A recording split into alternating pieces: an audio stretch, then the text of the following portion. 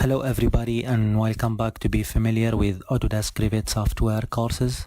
This is Engineer Bilal and today we're going to talk a little about materials in Revit.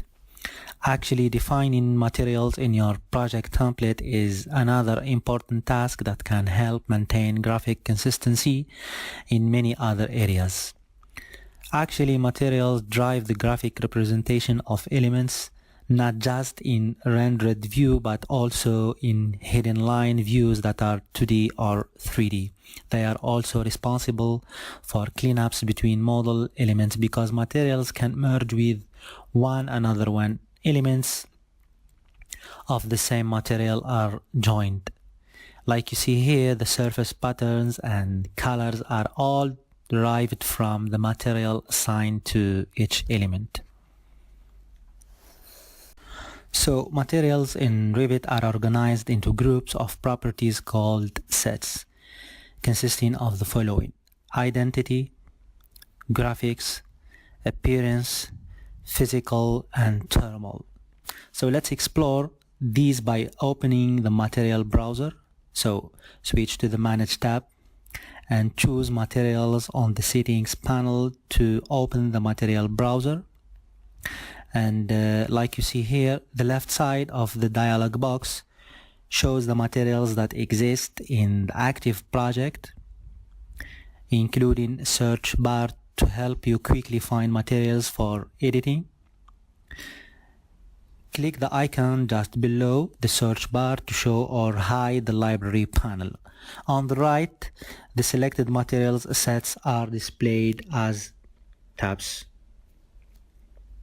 Let's go and select any material in the project materials list and we'll step through each of the asset tabs.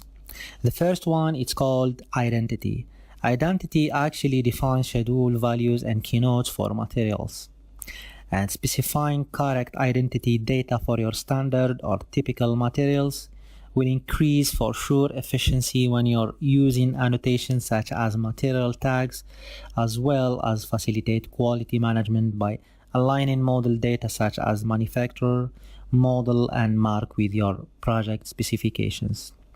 Like you see here, we have descriptive information and we have product information and we have Revit annotation information.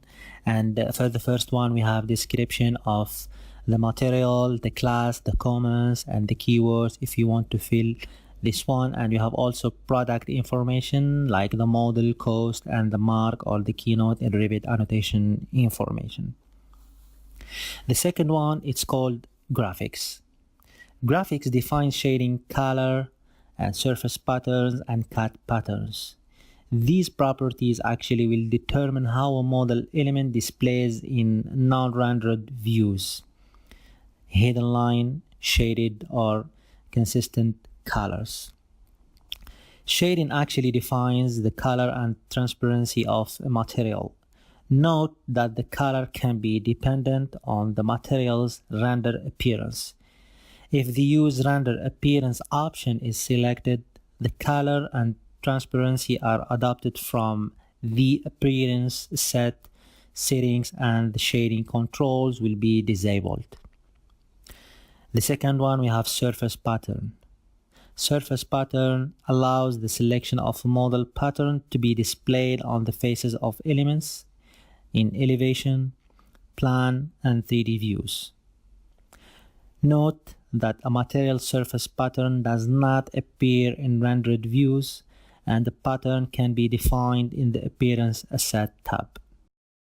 The last one is cut pattern, and this one allows the selection of drafting patterns to be displayed when an element is cut in model view. Some elements can be cut, and in these cases, these settings has no effect on the graphic display and the pattern will not display. The third asset tab, it's called Appearance.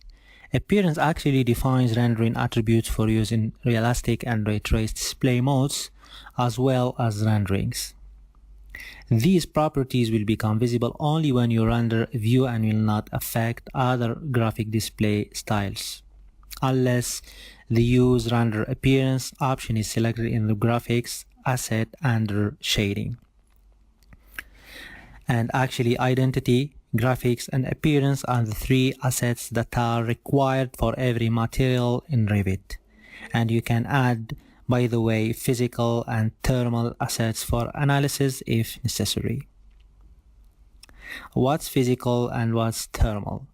Physical defines physical properties of material for analysis. And let's go and let's choose the concrete material.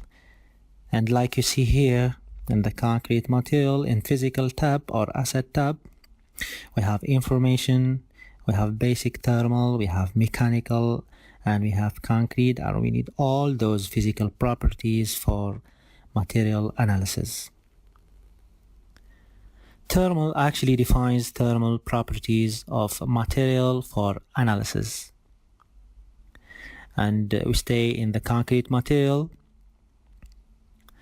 And let's go check thermal or asset, thermal asset, and we see here the information also, and we see properties, and we need all those, or we need the both physical and thermal for material analysis.